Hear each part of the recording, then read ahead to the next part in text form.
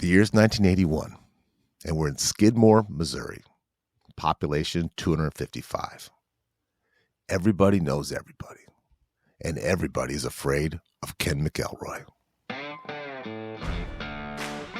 6'3", 260 pounds of muscle and meanness. Jet black hair, piercing blue eyes, huge Elvis sideburns, K-E-N tattooed on his fingers. He's arrogant and he's aggressive. Ken McElroy is 47 years old, and he grew up in Skidmore, Missouri. And as he did, his crimes did as well. He started by just shoplifting for clothes and for food. Then when he needed money, he'd burglarize his neighbor's house, or he'd steal the cattle from the farmers. If anyone ever rubbed him the wrong way, it wasn't uncommon for him to stalk these people and burn their house down. Then he got very heinous.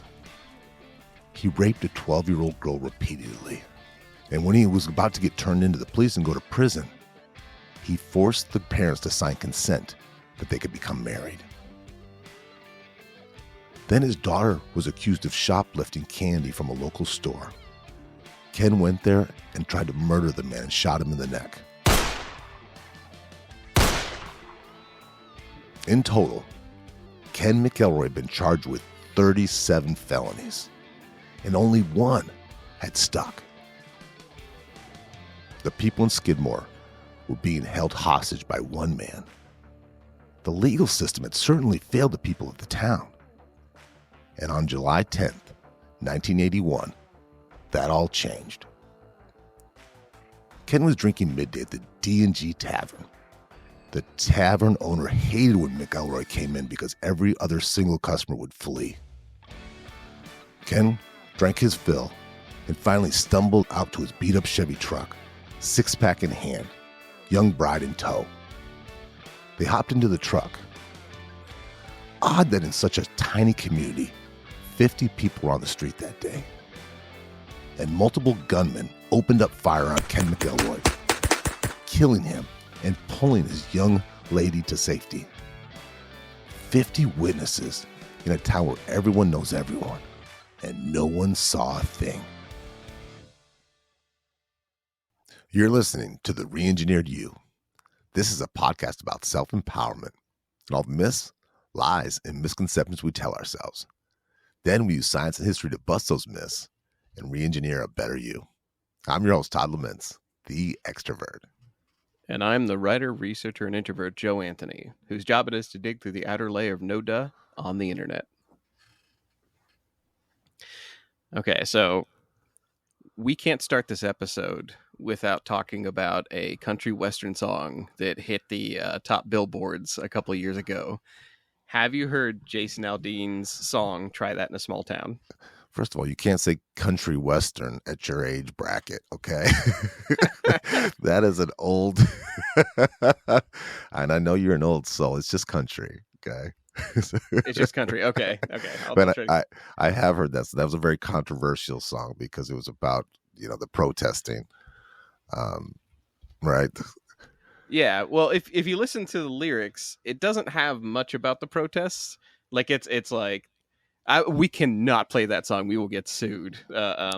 Partly because Jason Aldeen needs money, but no, it's like starts out sucker punching an old lady on a sidewalk and carjacking and pulling a gun on a liquor store, and like it's.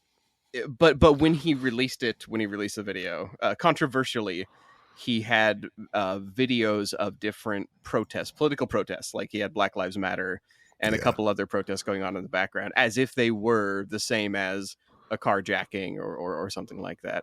Well, but the gist of it is that in a small town, safe. Yeah. In a small town, we're going to stand up for each other. If you go and try to protest here in front of our store, that's our store. That even though we're not family, we are family, and we would run you right out of town. Right. And that is what our episode is basically about today. Is his song is saying that small towns are safer because somebody will pull a gun. Like one of his lyrics is about like granddaddy bought me a gun, and like implying that he would use it if necessary. And this, like, when I watched this documentary and read the articles, like we poured over this because I had never heard of this event where a small town had actually gathered together in like modern times. This isn't Western. Like you mentioned the year, like it was like, when did this happen? Like the 80s? Yeah, 1981, So which like, is so yeah. appropriate for for this kind of thing. For someone who's just, and I was talking to a guy at the gym about this, who's from the East Coast, and I'm from the East Coast, and I was telling him the difference between the East Coast and West Coast is whole families can be kind of rotten, Yeah. and we'll get into that with this Ken McElroy, how he grew up, but just a guy who's a bad guy, a guy who cheers for bad guys in the movies. Yeah. And you can look at a picture of him and you just, the first thing you say is, what a jerk, right? I got the chills the first time I looked at him. Oh, same. Oh God, like seeing him physically. We will get to his crimes and what he looks like and how he grew up. But the big question for us is, this is an example of a town that actually did what Jason Aldeen was saying in his very recently famous song, is the town got together and shot him dead because he was a menace. And that made me want to kind of like go through not his song, but like the myth or whether it's true or not, if small towns are, the myths I want to bust are they happier? Because that's an implication too, is that with a community and a sense of togetherness and like a sense of history and family, are small towns happier? Like statistically, can we prove whether or not happiness is greater if you move out to the country? And should we all move out to the country and start put out a ranch sign that says our family name on the front, and how would we support ourselves? So are small towns happier, I guess, would be the first myth. And then the other implication of a song is values. Do small towns have better values than just people in New York? Like, I'm sorry to use New York as a whipping boy for this episode, but it's the biggest city I can think of, and famously, Stressful. people will be yeah, and you're getting people will be rude to and, each other, and not think about it. And then of course the last one is the one that we're focusing on, and what this whole documentary we're going to talk about focused on, which is, are small towns safer? Aldean seems to think that it's safer because so many people are ready to sort of defend themselves and each other. We want to know if that's true. We want to like look at again, we're going to go off of national statistics and say whether or not small towns, like, are you more likely to die from violence? Are you more likely to die from like natural causes? Like, how much safer is a small town versus the dangerous, rugged, gross city that honestly McElroy might have done better in? Like he bullied a small town, but what if he had been like, I don't know, in an LA gang? Like, wouldn't that have been something? So we're those are the myths we're hoping to bust today. So do you want to start by, because we really want to, like, you talked about his crimes in the narrative. Do you want to go through them one by one and like talk about how bad was this? What, is this serial killer territory, or is this bullying? Yeah, I do. And he started out, to talk a little bit about him. He was born in West Virginia, one of 15 children, and dirt poor. Okay. And that kind of, but this is a man who was if you look up his Wikipedia page, it says career criminal. And that took me back. There's one of Judy Garland's ex-husbands. He's a drug dealer. I'm like, they put that on your Wikipedia? What else did he do? So Ken McElroy was full-time. He was a full-time psychopath. He was really psychopathic. I mean, he bullied everybody his whole life. He dropped out of school young, and like I said in the narrative, he started with shoplifting. He was just constantly stealing. Well, what the thing that I know, this had to pop in your head when you're watching this and doing the research for this, is how could anybody be charged with 37 felonies? I mean, that makes you wonder how many he actually, because anyone who's ever been a criminal knows you don't get charged every time. You don't get caught all the time. Right. And they never stuck. Well, that's interesting, because he went to a kind of a hot shot criminal defense attorney and had him kind of on retainer. And this defense attorney took one look at this dirty, blue jeaned, white trash guy and says, "You can't afford me." Trash And bag Ken, Elvis. Yeah. and Ken McElroy looked at him and said, "Why don't you let me figure that out?" So he had this guy on retainer. He had this world-class attorney to keep him out of prison. In one of the articles I was reading, it said that he literally handed him just a roll of dollar bills. Like he's like, Yeah, like, he just brought like right. He he's just a brought a king. wad out of his pocket. I don't think they were dollar bills. I think they were hundreds. But it Yeah. shows you his commitment. He didn't want to clean his.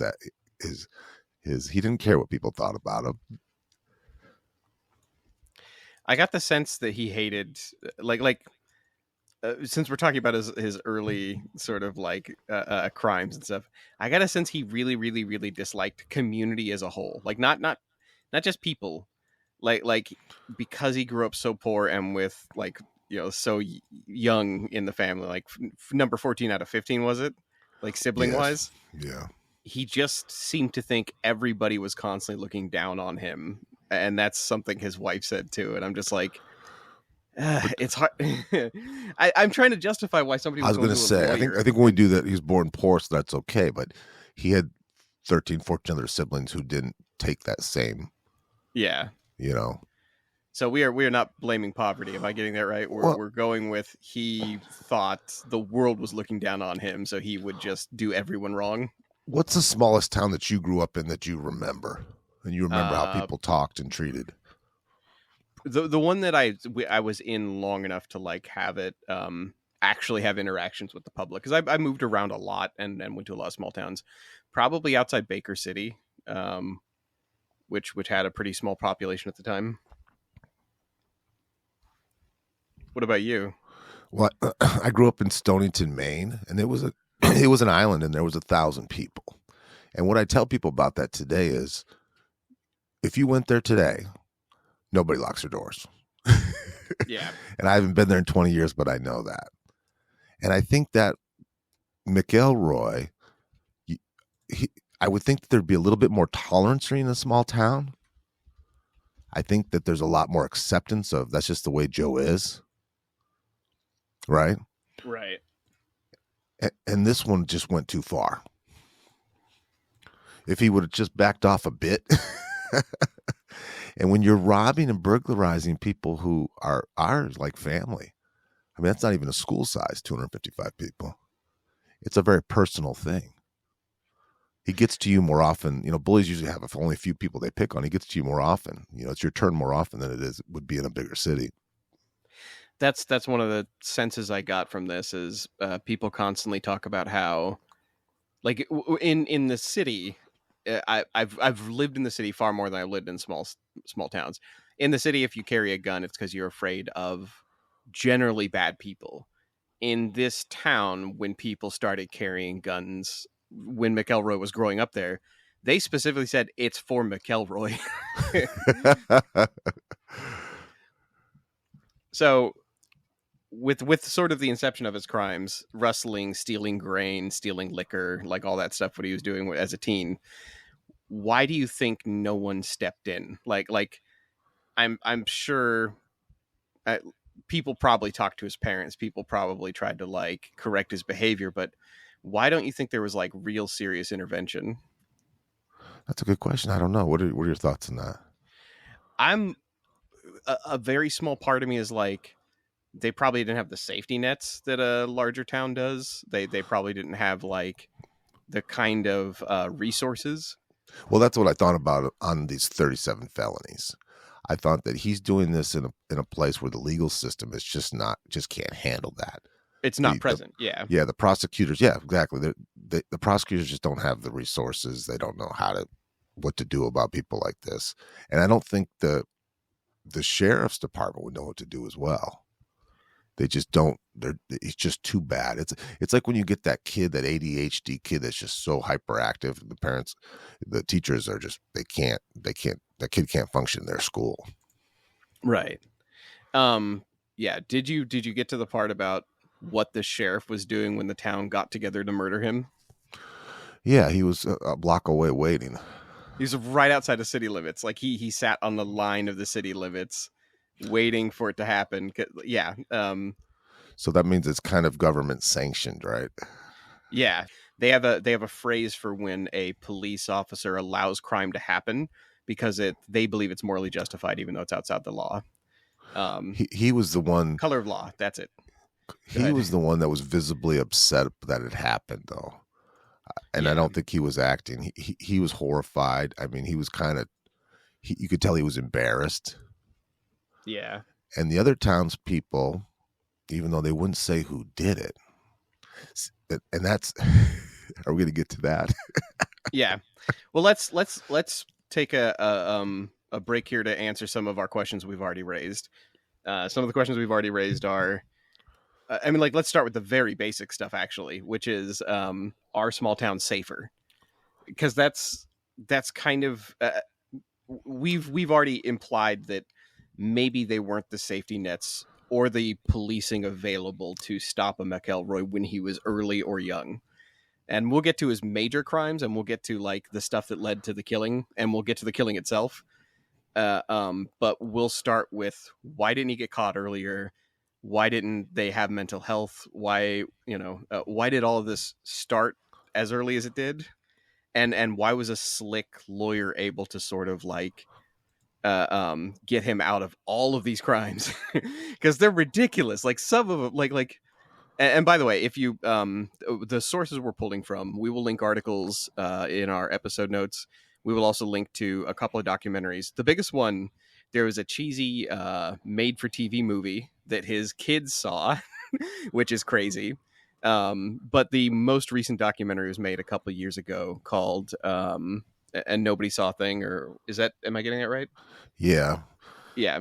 No one saw a thing. And that has a lot to be desired. It was at Sundance, and I understand why. It was terrible. It was terrible. The structure was terrible. It's hard to watch unless you, yeah. Yeah, it was compelling. It did a great story and kind of butchered it a bit with poor production. Great interviews, though. I mean, they interviewed everybody. It was thorough. That's what I was thinking. The best way to absorb this is to read an article about McElroy's crimes and then watch the documentary interviews, but not for the narrative. Like it's all over the place. But to start with our first kind of bust, do small towns have less mental health services? Do small towns have less, police services, psychiatric services? Like, what could have caught a, let's say, 10-year-old, 12-year-old McElroy and set him straight?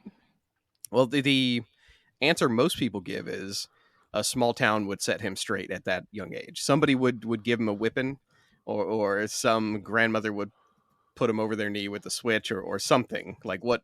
I'm speaking in stereotypes, by the way, which is wildly unfair. What if you're in a small town? What normally would correct your behavior young? Like what should have corrected a young McElroy from a small town?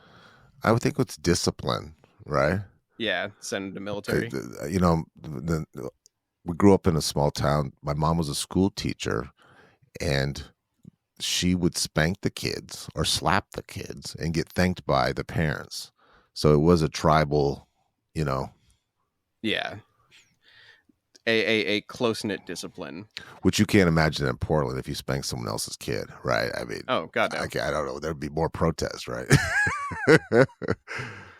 It would be nice if kind of like the gun carrying thing, like if everybody knew when to apply countermeasures and there wasn't a need for a structure for it. Like if everybody just went around slapping everyone's kids all the time, it would be nonstop lawsuits. Like hopefully everybody knows when to discipline somebody. That wasn't the case with McElroy. the connection I keep making to this McElroy, this Skidmore, Missouri, and I can't get out of my head is remember the movie Friday, which is, a ghetto urban movie. Yeah. And the one Debo, the big bully, and then Chris Tucker and Ice Cube are saying he wouldn't do that in these other neighborhoods. He just does that to in our little neighborhood. He wouldn't dare do that. And that's what I keep thinking about this. I don't think Ken McElroy would be feared in New York City or Boston. I think he would be killed. I think so. I think that's exactly what I'm getting at. Also, like, I like the idea of a small town taking care of its own, but what we are trying to imply is that small towns have less. Uh, um, we'll say that they do have more morals, and we'll get to that too, and what form that takes. But if we're talking about healthcare services, policing, doctors, teachers, they have less, and they are getting less as time goes on. And that's going to be a repeating theme in this article. I've had discussions with my now wife, and we've talked about, would we raise our kids here in the small town we live in, or would we move to a large city? And a lot of our discussion revolves around how small towns are slowly shrinking over time. For the first time in American history, actually, starting at around 2010, uh, rural America has been experiencing population loss because the future of work is all tech. Like, the future of work is all in industries that exist in at least more populated areas, rather than like something you can do like open a store, open a saloon, do logging, do construction, whatever you do in a small town. That stuff is shrinking and disappearing and being replaced by automation in a way that has significantly reduced the amount of population growth in small towns, which includes all of the safety nets we're talking about. People that could have disciplined McElroy, people who could have sent him to school, people who could have like sent him to juvie or psychology, psychotherapy, whatever you think would have helped the situation aside from a bullet. All of those things were missing in McElroy's case, and all those things are going missing in small towns because there aren't as many opportunities. Well, that's And changed in our lifetime too, because when you lived in a small town, your exposure to the world was a lot less than it is now. With the internet and with all the entertainment thing, you can really, there's more fun to be had, and more remote jobs, you would think. And I'd say my biggest fear, I'm not afraid of fresh air or having lots of space.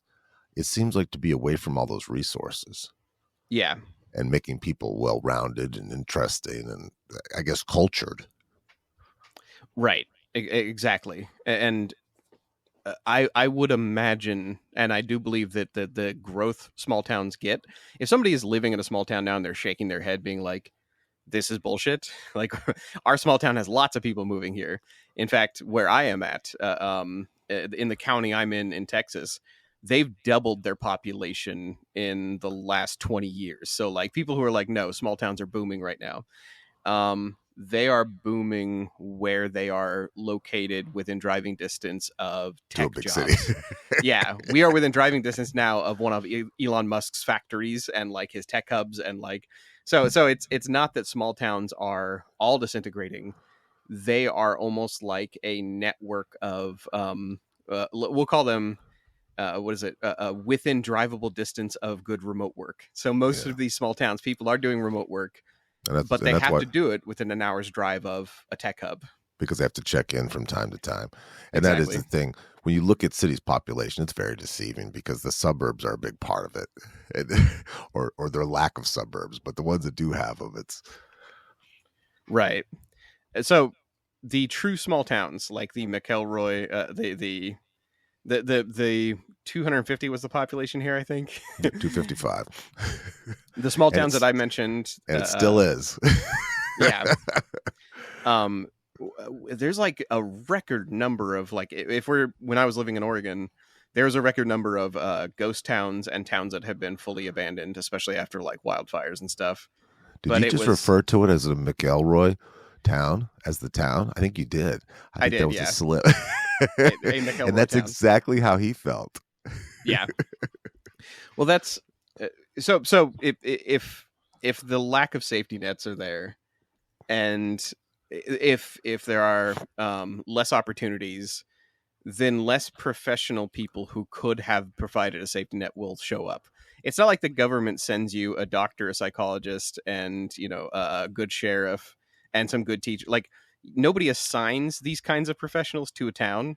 It's, they move there if there's the opportunity, and if there's no opportunity and no paying job there, or they just don't want to take a paying job there, they don't. So the out migration from urban areas is currently exceeding the in migration, and So the So Birth and death rates too. instead of getting the best vet, or at least a pick of vets, you get the only person that applied, the only person that wanted to be a vet there. Exactly. That is a very good way of putting it. Yes. So if you're like, well, who would have stopped McElroy? Probably somebody who was working in a larger town nearby. And there is some regional variation. There are some places where growth or decline might be for different reasons. But we're just saying, painting the large picture, taking the average across America, this is kind of the picture of things. There's also something I found that was interesting, which is 3/4 of the nation's incorporated places have fewer than 5,000 people. So, like, if you count up all the cities in America, 3/4 of them have less than 5,000. So we have more small towns than we think, but they're just scattered and they're small, so they don't get a lot of headlines. Like, we don't think about like stars dotting the sky. Like, it's just like, no, that's just stars. Like, it's the same thing with small towns. It's like, we don't think about the many, many, many small towns we drive through. We just drive through them, or we just, move on. But even though there are so many, they're still losing people. They still don't account for, I think, even half of the population. You said something very interesting. Do you think that his family size, like you said, that he wouldn't have lasted in like a large city where like somebody would have like destroyed him, or like he would have had rival bullies, or like bigger fish, basically? Do you think that's because he learned that from his family? Like, when he started as the smallest or one of the youngest brothers, do you think he took that lesson away and he's like, oh, I need to be the biggest fish? Do your siblings start out as like a proto rival? Like, they do, especially when you're the youngest. There's a lot of professional athletes, in NFL, who were the youngest of the 10 to 12 kids, and they're from Florida.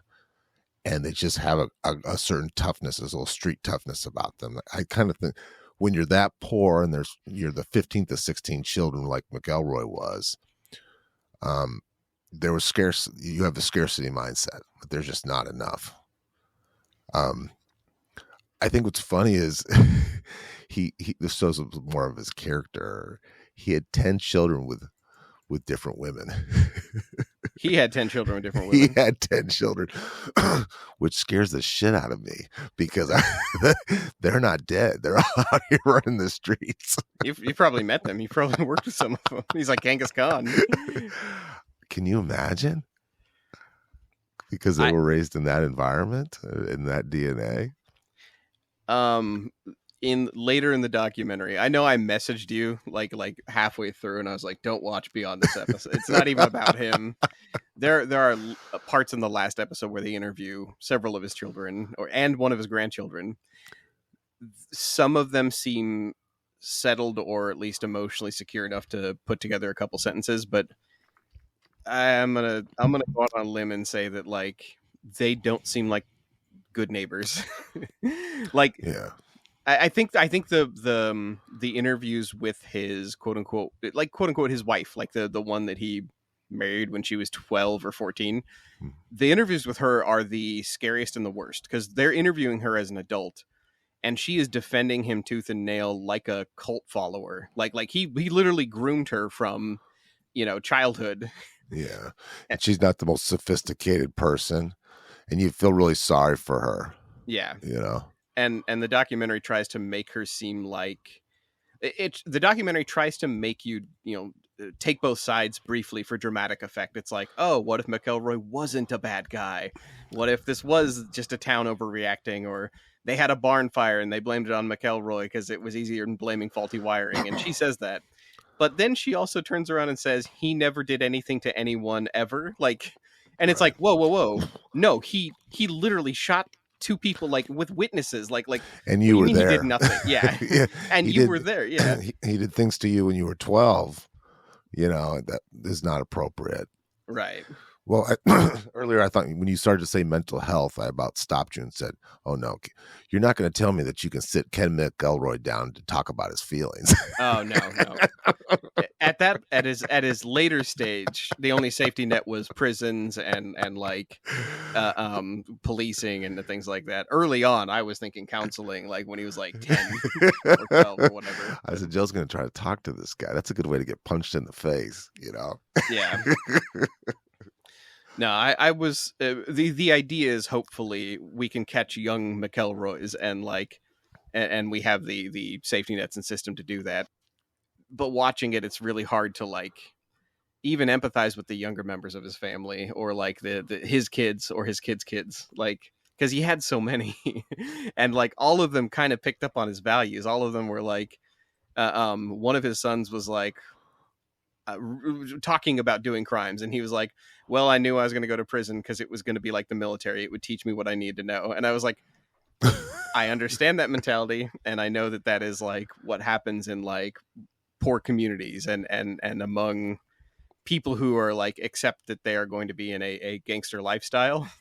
But I was like, but that's not somebody I want to live next to. That is not the small town neighbor I'm hoping for. But okay, so that brings me to my next point. Do small towns have more values or better values, we'll say?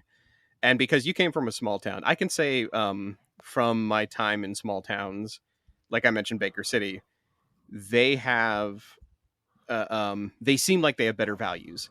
People will talk to you. People will remember your name. Everybody knows everybody. So like, even though they'll gossip about you, they will check in on you. And so like, are those the values we're talking about? Do they have better morals? Where I went from, and then going into your wedding and seeing those people, I definitely got that feeling. I have a feeling that people are more into community. They're less into just us, my stuff, my place.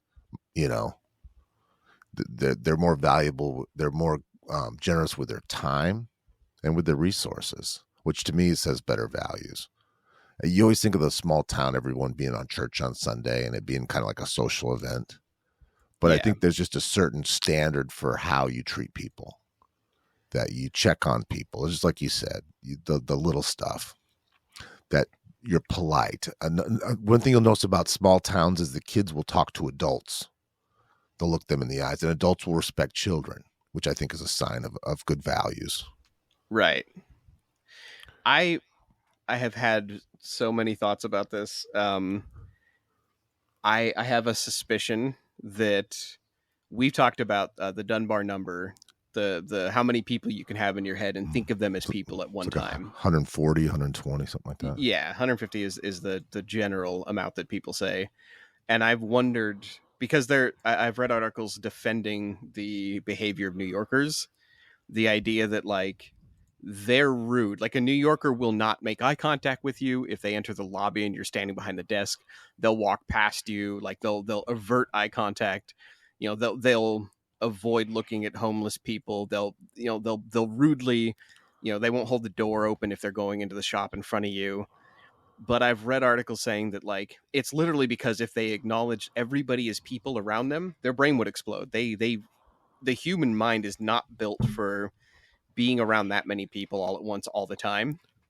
And they have as large of we'll call it the monkey circle or the monkey sphere or the Dunbar number, the circle of people. They have just as big of a circle. Like everybody in my small town that I'm living in right now, I know them and I can go talk to them. And there's about 150 of them. There's approximately 150 of them that I know and that I can like think of as people. So then when you lived in the city here, were you, let's say you're going on the bus somewhere, were you closed off? And then when you're going to this small town, because there's fewer people, you're just open when you see somebody? Yeah, it's because you got to get your fill. You got to get your attention. You got to get your, right? Yeah, my 150 people, when I was living in the city with you, they were just dispersed all over the place. I didn't see them when I walked into Walmart. I didn't see them when I got on the bus. Like I wasn't making eye contact with people because they just weren't in my number. Like they weren't in my right. My Dunbar. You didn't need it. But what I'm saying is it wasn't lacking. You could have filled that number in easily. So you kept it closed. But when you're in a smaller place, that's very interesting. Right. Yeah. When you are in a small town, by necessity, your 150 people are the people you see every day. So I'm the argument I'm making, and the argument that the article I read was making, is that you're not ruder, and you're not less of a people person because you ignore people in a big city. It is actually a cognitive survival Yeah, mechanism that you it's have very, to it's very, ignore. it makes total sense. It's Yeah. very interesting, though. So that was a long-winded way of saying that. Let's start with the very basic of, okay, so maybe small towns and large towns have the same quote unquote values if we're talking about nodding to people or tipping your cap or waving at people as you drive by, which I've had to get used to, by the way. Living in a small town again, I'm like, oh, right. Everybody waves to each other. So I had to get back into that as an introvert, which is difficult. But that comes into another argument, which is it niceness? Is it values, or is it conformity? Hmm. And when I use those terms, when I compare values versus conformity, that is kind of like asking, is everybody being nice because they're truly nice people, or is everybody being nice because they see everyone else doing it? Well, I think it's a social status, if you're asking me, and I think there's a different accountability when um, everyone's going to know what you did. So if you have a little meltdown in the city, you don't hear about it ever again. It just happened. You just had road rage. You just did this. You had a little temper tantrum. But in a small town, it could tarnish your image. Yeah. And you could be a thing of gossip, and you know what I mean. There's more visibility when it's small. Right. Stakes are higher. You don't want to lose those relationships, and you don't want to, or your family's relationship matters too. I think more. I agree. And More peer pressure to behave yourself because your parents are going to find out about it, and you're going to make everyone look bad. right. So like your conformity number is going to be naturally higher because like if everybody, the old phrase, if everybody jumped off a bridge, would you? It's like, well, in the city, no, because nobody will tell each other whether or not you jumped. Nobody's going to go behind your back and be like, Todd didn't jump like the rest of us. What an asshole. In a small town, the conformity number is usually higher because people know what you did and they know whether or not you went with the group or not. So like the big question in this documentary is like, why did no one miraculously say who shot Ken McElroy? Because let's talk about the crime for just a second and talk about what kind of conformity levels that requires. There were 50 people in town, so that's like 1/5 of the town's population already. Like, so like 1/5 of the whole town is there in town when McElroy is shot. Which sounds it sounds like it was organized, which there just wouldn't be. That just doesn't make any sense. Oh no, it was that one of the articles I was reading. It said that they, when the sheriff was being asked, "Hey, what do we do about this asshole?" The sheriff said, "Why don't you form a neighborhood watch?" And so they actually did. They started. It was an asshole thing to say, and I'm sure he was joking, or at least like scraping the bottom of the barrel for ideas. But like being a smart ass, yeah. Yeah, but they did. That was what their meetings became, is they would have neighborhood watch meetings and they would just talk about McElroy. And I think that is what started as the plot to murder him.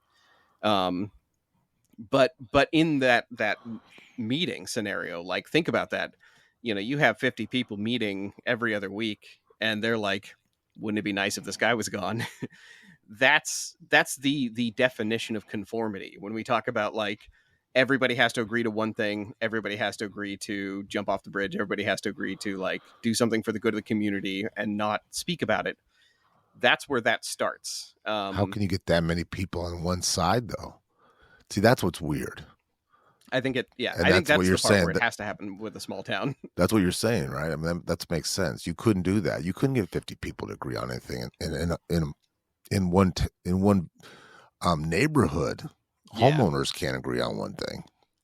And Can- for something this extreme, there has to be Yeah. conformity. Exactly. Okay, so have we? This is real basic psychology stuff, like what we're about to talk about. But have we talked about the Ash conformity tests on the podcast ever? Never. Okay. I think that's like whenever you take a basic psych class, that's like the third thing they teach you. It's very, very, it's if you've heard this before, it's because you probably took a class for it. Um, It's like restaurant Spanish. It's the first week you exactly. Week one, welcome. Hola, amigo. Yeah. It's they talk about the same two things. It's like, here's the dude who had a bar shoot through the top of his head. What's his face? Here's like, yeah, and here's the Ash conformity test. Here's the Stanford prison experiment. That's all of Psych 101. You just took it with us. But the Ash conformity tests are groups of 3 or more people were brought into classrooms, and they were forced to look at chalkboards, and there were lines on the chalkboard. One line was always a little smaller than the others, and they would just go down the line and ask, hey, which, like what line is bigger?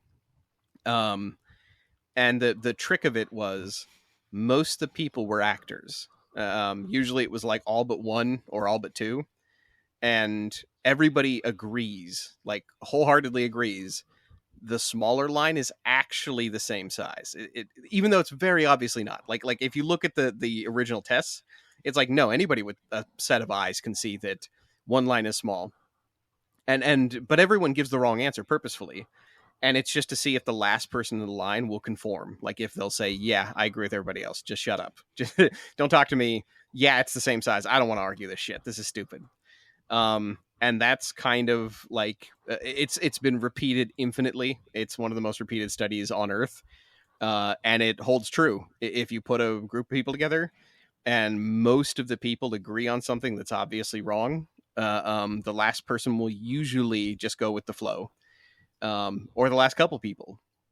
There is sometimes, like you said, there's sometimes somebody who, stands up and is like, hey, this is stupid. Like, this test is bullshit, or that line is obviously too small, or, hey, guys, we're talking about killing a human being. We're talking about shooting the town bully. That's crazy. In psychology, that's called the role model of defiance. So if one person, all it takes is one, if one person stands up and says, I'm not going to conform to this shit is nuts, that role model of defiance will make everybody else who's thinking about going against conformity and thinking about going against the flow, everybody will suddenly start voicing their opinion. Everybody will start suddenly saying what they actually feel and saying what they truly feel in their heart. So it just takes one role model of defiance to break conformity. Which is the plot to every Stephen King novel you've ever read. This is the plot to The Mist. when you're talking about this, it's very interesting. I think about when they have a jury. Yes. 12 men and women have to agree on something. Well, they don't. But there's a couple alphas that wear the other people down, which I just don't quite think is justice. Right. And that's, I would think it would be like, I think you should just do a silent, what do you call it when no one knows who voted for what, And that is actually to better understand this situation.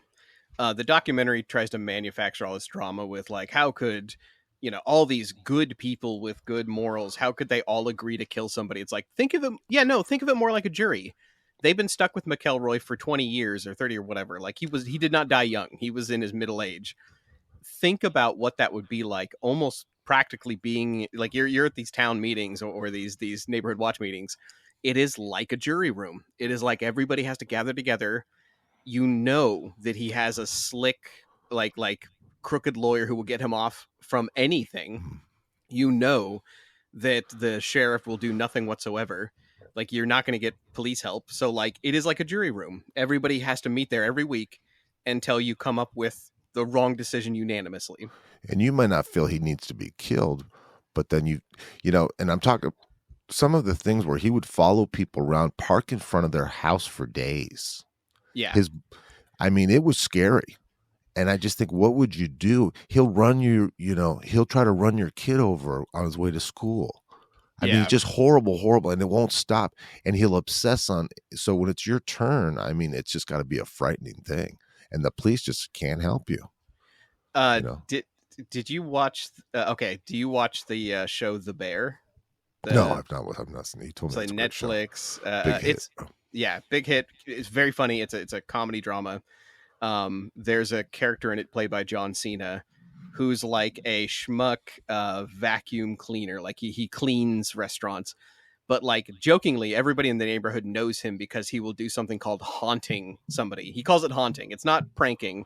He haunts them. And what that means is he just shows up out of the blue and just does minor petty shit to remind them he's there. And he like, and these characters are like, have you ever been haunted by him?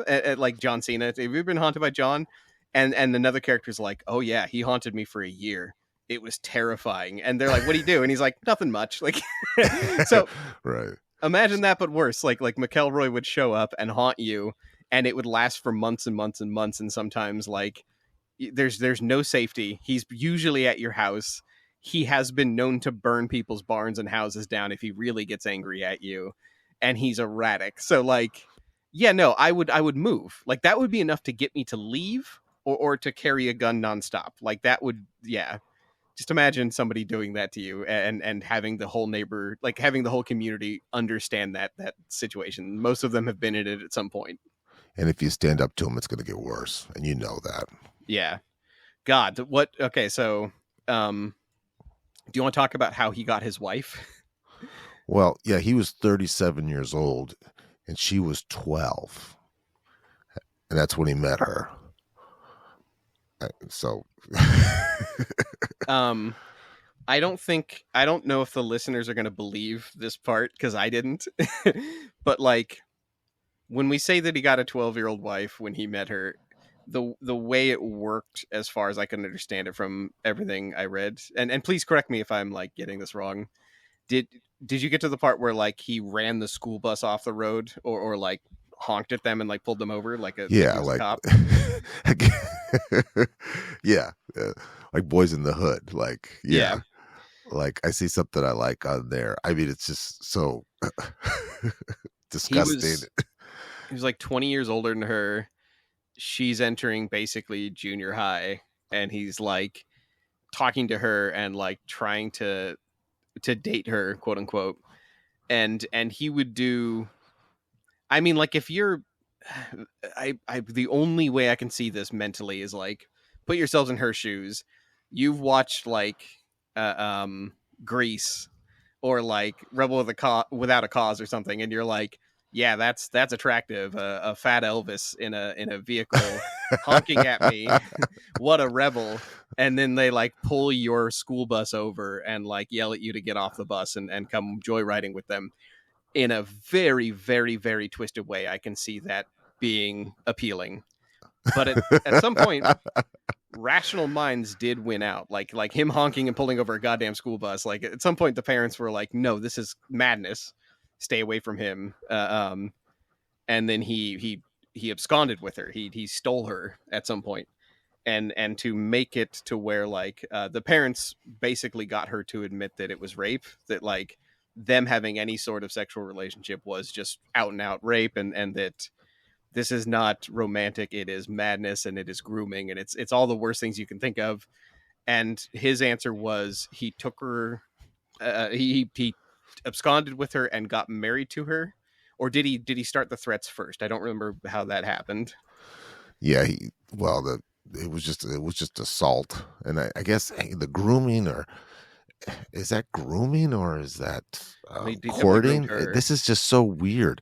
You know, the more I studied on this thing and how these different statutory rape laws, a lot of states don't even have age limits, and they didn't. It was just if they think the person is mentally stable enough. Again, she was a very simple person. Yeah. Even when she was grown, and I know she's traumatized, and I think there's just a lack of education, you know, and I'm guessing that her family was like that too, or maybe some level of disability.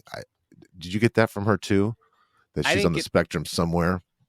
I didn't pick up on, well, maybe now I wasn't thinking disability, but when you said spectrum, yeah, that actually would make sense. And also I can see, like, it's not just this monster wearing the parents down, threatening them, and at some point burning down their house, allegedly. Like that happened too, by the way. Did he burn their house down, or was it the foster parents they sent her to? I think it was the foster parents. Yeah. Okay. So like they sent her to foster parents because they couldn't defend against McElroy. he followed her and haunted the foster parents. And one of the things he did is he burned down their house.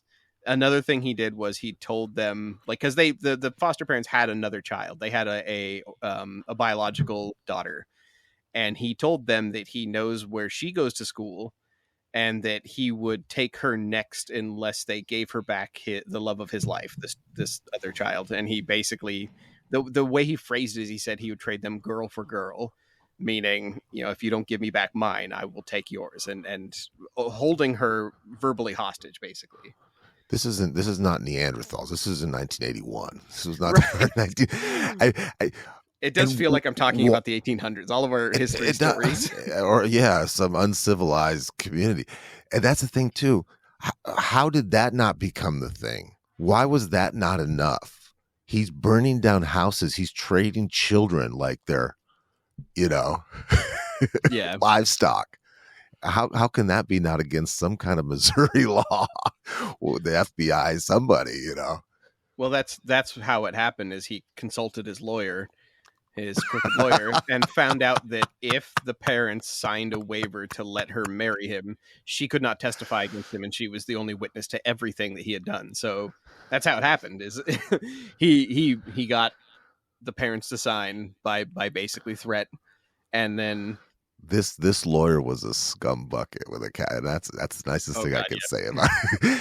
If you want to just think of AI, have them generate a character and a bad attorney that would, all the cliches, doesn't care, all he cares about the money.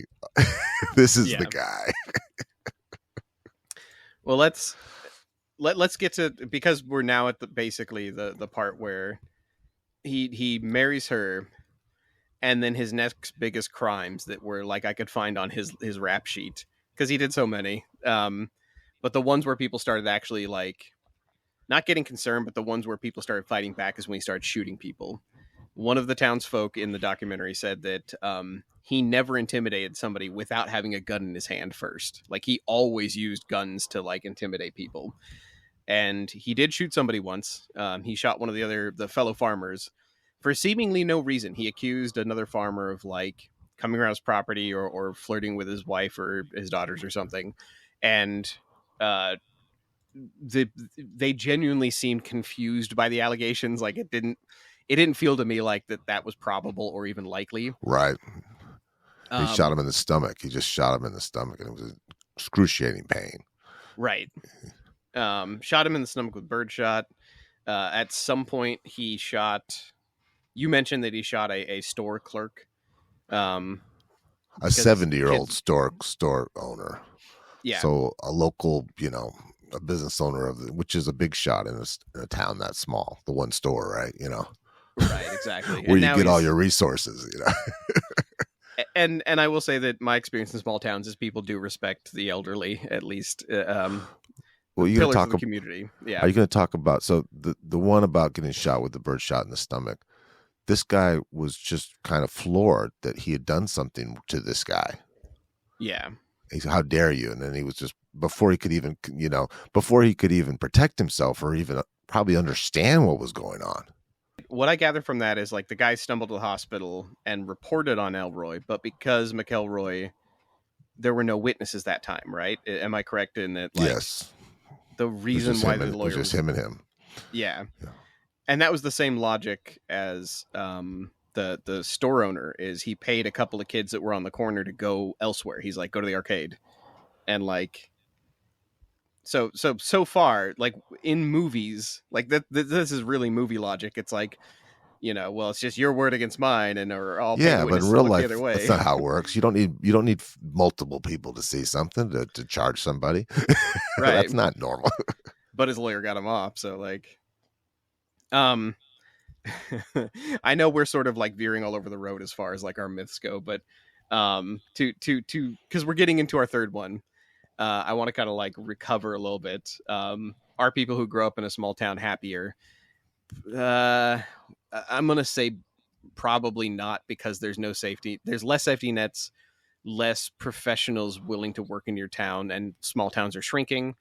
I'm going to go out on a limb and say the definition of happiness for a population overall is growth economic stability and we'll say like family growth. And if small towns are shrinking and less children are being born, that's not growth. Do small towns have better values?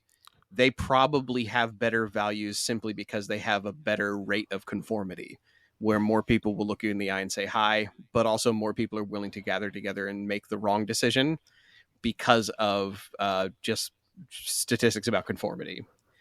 So now we're getting into, are small towns actually safer? Like, if you don't have a McElroy shooting random people in your community, are small towns safer? Is it true about locking your doors? You mentioned, Todd, that like you lived in a town where like nobody locked their doors at night. Yeah, I don't think they are. And I think the reason they're not as safe is I still believe, and this has been proven over and over, is that crimes are not committed by strangers. You know, people who hurt you and your kids are usually people in your inner circle. And so I think there's more of a look the other way in a small town because you know everybody, you know all the social ramifications of accusing somebody. And I think that's probably part of what happened in Skidmore as well. Yeah. We will. I do want to talk about the rate of homicide in small towns, because usually when people think of like safety, when you say the word "are small towns safer," I think most people are thinking violence. But what we mean when we say "are small towns safer," let's just go with like rates of death or how likely you are to die in a small town. Because the idea is like McElroy. If a McElroy shows up, ideally, and I really think that the try that in a small town. I think the lyrics are getting at everybody's a cowboy in a small town. Small towns are full of people who are ready to pull pistols and slap iron if necessary, like this town did. And we're gonna get to why McElroy's town, why they are not really a good example of, like, even though they took care of business, they're not really a good example of that. like they did it, but it took them decades, and so many people got way too hurt first. Like it was, it actually, and he was able to have he got the best of them in the 47 years. He absolutely did. Yeah.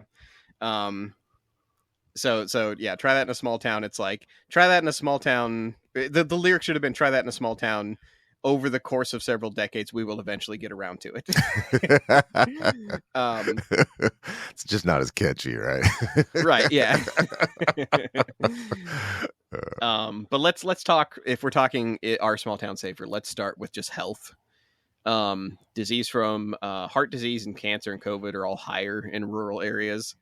And replace COVID with flu, like, or any other contagion. And you would think that if you live in a big city, you're going to catch every disease that comes your way. There's more people breathing on you, coughing on you, right? Yeah, I've been in the Walmart. I know that. Yeah, walking through a store is waiting to catch a communicable disease. But that's really just not true. Like, you can, if you're one of those farmers who never leaves their house, or if you live in a small town and you just don't go to church, or you don't ever go to a community function, that may be the case. You may not catch anything that way. But generally speaking, the big ones are heart disease, cancer, and like flus and COVID and things like that. And that's mostly, it's not because they're not going to catch anything. It's because rural residents are less likely to have access to health care. Like even if you have a good hospital like we do, we don't always go to it, and it is 40 minutes away. Mm-hmm. So like, it's convenience, it's price. Like, because there's only one of them, they can charge any price they want. I got gouged for a bill. Like, we had an episode about this. I got, charged $5,000 for a bag of saline, and we found out it was kind of like a medical billing conspiracy. So like, that will incentivize small town residents to just stay the fuck away. Like, they just won't go to the hospital. But doesn't competitiveness fuel everything that's good? Better tasting food, better entertainment, because if you don't have to compete, you're just going to get by with the bare minimum, Well, yeah, I was going to say, name a hospital that actually has competition. A lot of them don't. A lot of them have like they've got sweetheart deals, or they've got government grants, or something. They've got an edge, and they don't have to like compete with each other. Um, there's the old Jeff Foxworthy joke about like his dad could saw off his leg with a chainsaw and be like, I'll walk this off. Like Exactly. he won't cry. He'll just walk it off. And it's like, no, that really is the attitude. It really is like, I got the flu. I'll just stick this one out. I don't want to go to the hospital and get a $5,000 bill. And this is known. Like, this isn't news to anybody. There was one of the CDC's a demographic and health statistician for the CDC named Sally Curtin. She said, I'm not sure that many people are aware that death and health outcomes are deteriorating in rural areas relative to urban ones. So like, it's not, if we're making the comparison just when it comes to like overall health, it is, yes, the air is cleaner and the food is healthier. That is absolutely true. But your health can be measured by your access to a doctor year by year. That is probably more true than what the good air, the clean air, and the good food will do for you. Those will keep you in good health, but something eventually will happen to your health, and that's when you need to find care. And you need to find care that is going to be consistent and somebody who will work with you. And that's just not really going to happen if you only have one doctor serving everyone.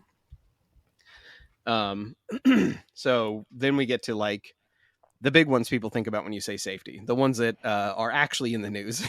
The news is not, by the way, if you watch nightly news on any channel, it's not going to say small towns are more dangerous because of heart disease. That's very boring. They won't say that. Yeah.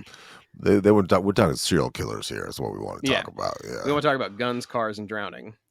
Well, according to a University of Penn study and NBC News and the CDC, cars, guns, and drugs are the holy trinity, they say. The unholy trinity of the major injury deaths of the U.S. And these are higher in small towns. Now, the guns part, you would think that, like, yes, there are more shootings in New York. There are more shootings in homicides in larger cities. That is absolutely true. So anybody who is watching the news and is like, oh, right, murders are going to be higher in large cities. Let's stay away from those. Accidental gun deaths are higher in rural areas. Mm-hmm. Car deaths are higher in rural areas. And deaths related to drug and overdose are higher in rural areas. So, and higher per capita. We're not going to say that, like, there's more people taking drugs. It's just people are people anywhere you go. I can speak to the driving thing. When you go to small towns in Oregon, the people drive like total idiots. And you associate that with what? LA driving, right? Yeah. You think, no, small towns, these lifted trucks, they drive people off the road all the time. And then, you get farming accidents, lots of guns, accidental gun things. I could totally see that. Yeah. Now, I'm making a blanket statistic statement, which oftentimes pisses people off who live in a small town. So I'll kind of like clarify with like, let's talk about why this exists. If we're talking traffic, everybody where I live, they know that the county next to us, Harris County, has sheriffs and police on the highway that will pull you over. Specifically because they need money. they are well policed and everybody is like, yeah, do not drive fast through this part of the county. You will get a ticket and like you'll get a ticket for nothing. Like you'll have a tail light out or like you pass somebody and you'll hear the whoop whoop and you'll be getting a ticket. Yeah. So they're paying they're keeping their own job alive. They're paying their own salaries at that point. So yeah. Right. And everybody knows in the county I'm in or the town I'm in, you drive slow on a couple of roads that really get flooded when it rains, and you drive slow on a couple of roads where hunting is more often. Like people know there's a lot of deer out by where we are. So like if you live in a small town and you're shaking your head and you're being like, no, our roads are very safe. They might be that might be very possible. Like I'm saying, these are the reasons why we have a couple of patches of areas where it's very, very safe. We're over policed in one and we have a lot of deer in the other. But but by and large, and by statistic, you're more likely to die in a car accident or car crash if you don't have nearby medical response. If an ambulance can't reach you in under 20 minutes Makes sense. or within the golden period, then you're more likely to die from that accident. And the same thing goes for everything else on this list. It really comes down to like availability of response and how quick somebody can like come save you in any circumstance. And it's true, murders are higher than cities, but they're not that much higher. Like the risk of unintentional injury or death is 40% higher in the country, in rural areas. So like you trade, I guess what I'm trying to say is a couple more murders per capita in the city versus 40% in total for just you if you live in the country. Yeah, and I think if you kind of divide that pie up, and not getting too picky about this, there's sections of the city that are just so much safer. Yeah. That there's none. And there's ones where the very small, very poor areas, very gangster areas that, if you don't live in that area, I think you're a lot safer than you'd be in the country. I remember watching NBC News, and somebody was like reporting on how crazy rampant drug use was in a part of Seattle, and like how crazy like the crime has gotten on the street. But then they did a national comparison, and they're like, well, what about everybody in a small town knows the meth house. Everyone in a small town knows where they're manufacturing drugs and giving them basically to truckers and bikers. Everybody knows the areas where like the people who are like, oh, cities are terrible because there are people doing it on the street. It's like, yeah, but you know where to drive to if you wanted to get drugs in your small town. Like it's not, it's you're trading what type of crime and where it's located, but it's the same, like by population, it's the same. So we're saying that like, your crime is not different. It's just located in a different location. It's not on the street. It's in the crappy house at the end of the block that nobody wants to go to. And also the risk of accidental death, injury, and like health related death are so much higher for just you, the individual, if you live in a small town. By the way, ask me now if I'm going to leave my small town. I'm not. I like it here. So like I moved from the city to here, and I probably won't leave. But that is with the understanding that I am now carrying a 40% higher risk of death by accident or injury. Well, yeah, but just as the same man who fell in love with a woman in Texas and moved out of the state he's lived his whole life. Yeah. So I don't know if I believe you. You don't even know what you're gonna do. I think Rachel's How dare you. I think your wife calls that, but yeah. I will agree with that. We who knows, we may move. We built a tiny house for a reason, so it could be dragged elsewhere if we wanted. But we will say that we're not trying to say that small towns are unsafe or that they are like, you got to move away. It's more like, please understand the risks and be aware of it. And you can't just go around. I'm going to say at this point in our podcast, the song by Jason Aldeen, Try That in a Small Town, is a very ignorant portrayal of cities. Well, and I think what people think is that nothing bad ever going to happen to them if they move to a small town, that they're safe as a baby, and it's just not true. Yeah. I try to find good sources, like credible scholarly sources that say that small towns are blanket overall safer. The best source I could find was a website by it's by the news channel. It's a very, very small local channel. It's Channel 3 KESQ. And they had numbers and statistics published about how much safer a small town was. But then I followed their sources, and it was from a goddamn insurance company called Money Geek that's not Better Business Bureau accredited. So like it's like, oh no, you got your source for why it's so safe here from a place that wants to convince people it's safe here. So like, that doesn't count. Yeah. So I would hope that like if you end up in a small town, if you leave the city because housing prices are insane and nobody can live, like nobody who doesn't already live in a city could live in a city. if you do that, know that like your chances for accidental death are higher, but also your opportunity for conformity and for following a community that like is almost kind of like a jury in a way, like the way they have to like make decisions, that's higher. Um, and by the way, if in the small town I'm living in, if anybody ever injured the store clerk intentionally, and he's like the old guy at the hardware store, I am very certain that like that guy would be in trouble. Like I don't think this town would put up with a McElroy, and that's just knowing the people here now. But I'm wondering why it took these people so long. Why did it take this town 20 something years?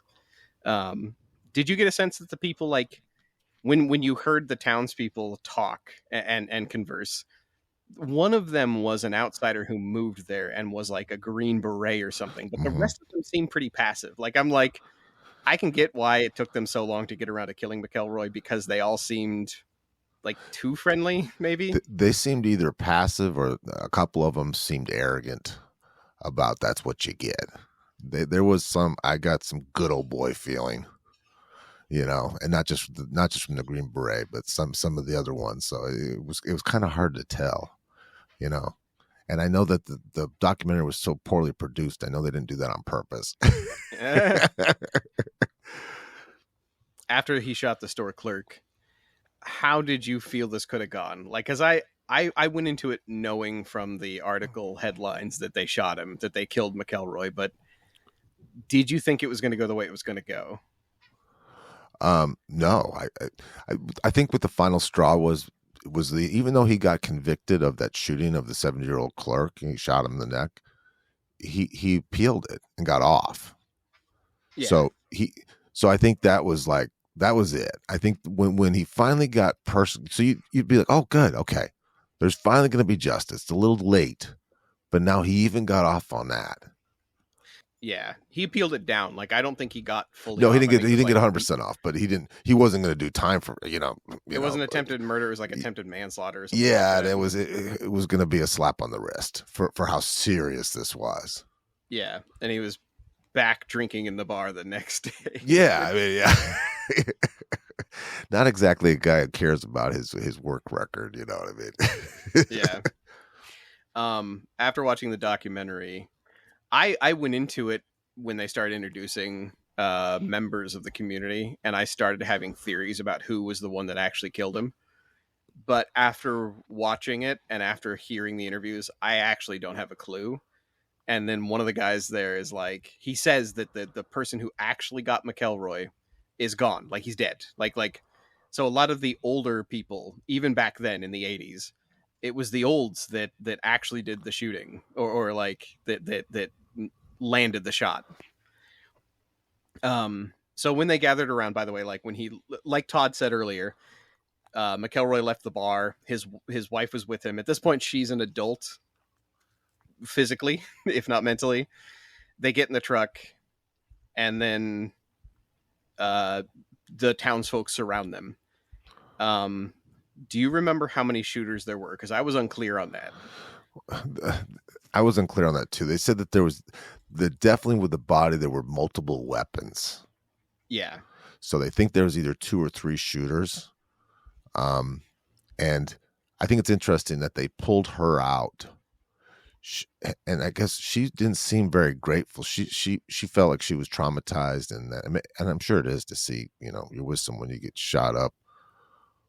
But I almost felt like they were saving her, like not just getting her out of the car with the bullets flying, but yeah, saving her life from more abuse. Yeah, but she didn't see it like that. She didn't say it like that. No, and her and her family, they fought for McElroy and are still fighting for him. Like they stood by him hard the whole time. I do want to mention that like this wasn't a movie moment where like everybody in town was brought before a judge once and the judge was like, okay, nobody saw it, I guess case closed. They brought in the FBI and they conducted hundreds of hours worth of interview with the people from town to try to get to who actually landed the shot. So like, and isn't that even more shocking that nobody flipped? I mean, that I don't understand. So what would you do? What would your part have been in that if you were one of those 50 people? Would you have been I see you more as a shooter. Um, I I uh, I would like to think that I would be an early advocate for getting outside assistance or help, and to go through legal avenues.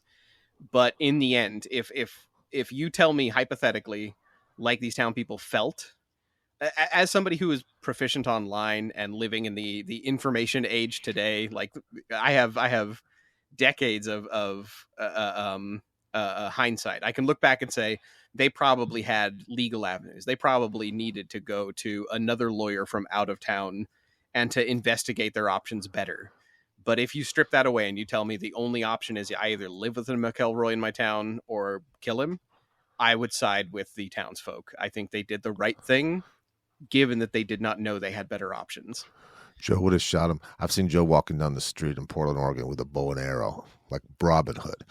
So I know for a fact he would have shot him. You would have cut his head off and put it on a post. Okay. Well, there were at least 4 other or 5 other people who felt the same way, because allegedly, like, there were a couple different types of caliber bullets that were in his car or that peppered his car. There was at the very minimum least 2 shooters. There was probably closer to 4.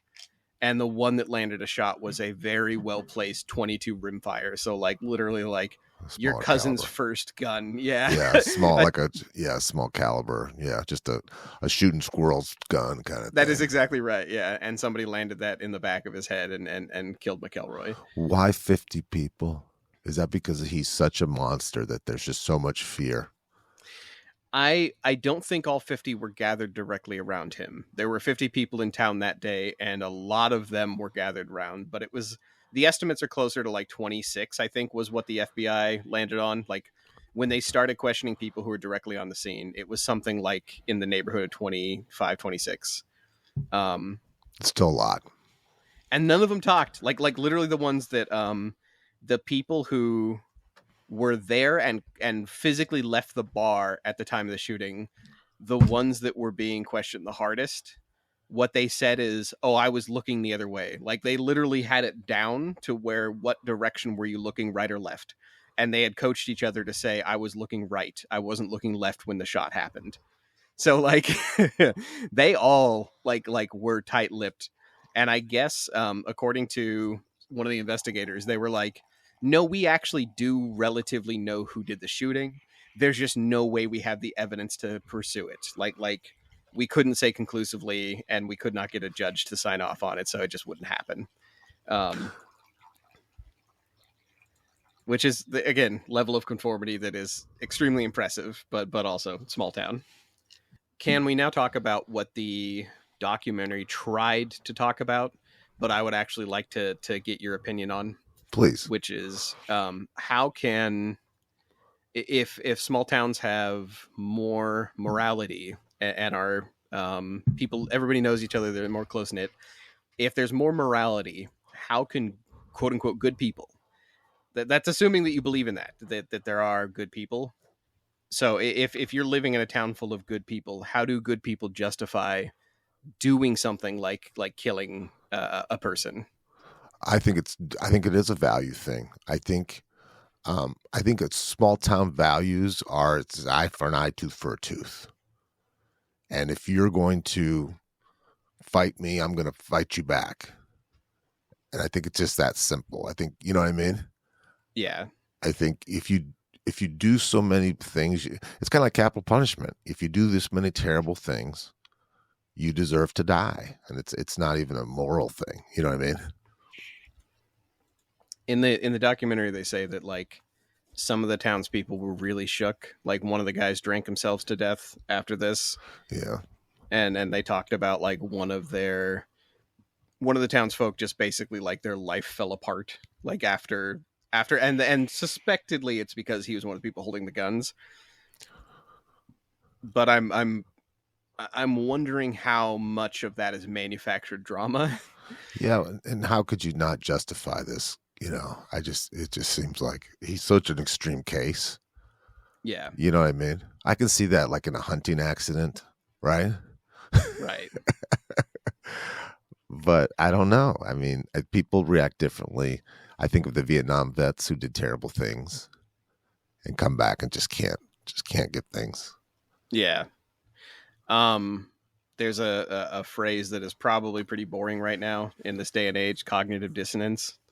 It's the idea that it's what I was talking about. It's your actions don't line up with the story you tell yourself about yourself. Like, if I tell myself I'm a good person and then I do something pretty terrible, I then have to figure out why I did something terrible and how it fits into my values and my morals. And I don't think that is limited to small town. I think that is literally every human being. Every human being has to look at the bad stuff they've done and try to figure out how it fits into their own story. And I don't know about you, but I think the answer is, like, I often have to tell myself, sometimes I'm a bad guy. No, me too. And then when I've had addiction issues, but then I'm trying to be a workout person, they're just contradicting. And it does get hard. And you do have remorse and you have guilt over the way you act and who you're supposed to be. Yeah. I don't think it's ever fair to tell yourself, I'm a good person. Why did I do this? I think it's better to say, I am usually a good person. This was one of the times I did bad. And what could I have done better? I forgive the people of Skidmore, Missouri for this. And I don't only think it's justified. I think it was a self-defense murder. Yeah. I agree 100%. I think the reason why we picked this as an episode, if it was more morally gray and there were like ways for them to have defended themselves legally, this would not make for a good episode. This would be a very sad episode. But because this was so evidently self-defense for an entire town, I completely agree with you. And when in like Middle Eastern countries where there's people who are picked to be, the suicide killers and stuff, they're usually handpicked too. So I wonder if this group of people picked certain people who were not whole to do it. You know what I mean? Yeah. In the documentary, when they mentioned that it's the older people who held the guns and that like none of them are alive today, and they talked about who came forward to do it, I think that's kind of what happened. I think that it was like, here are the folks that can actually justify to themselves doing it. And I suspect that a lot of the guilt was felt by the people who were younger, still around, and who hadn't been able to tell themselves this was justified. Right.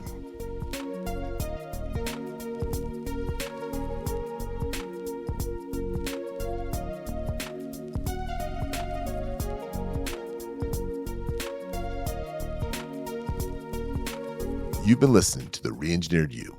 Thank you so much for listening to the show. You mean the world to us. We have a new episode every week. You can connect with us at www.re-engineeredyou.com. That's where we have research links, show notes, feedback, and blog articles for each of these episodes. We're not experts in anything, but we've got opinion on everything.